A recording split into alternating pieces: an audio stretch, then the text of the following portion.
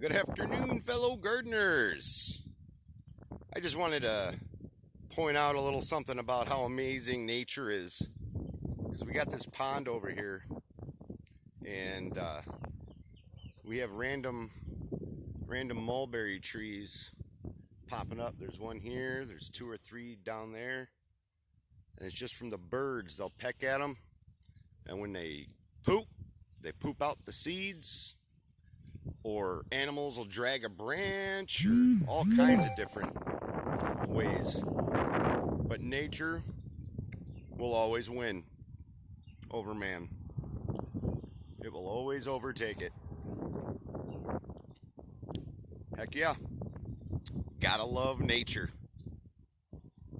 Later, y'all.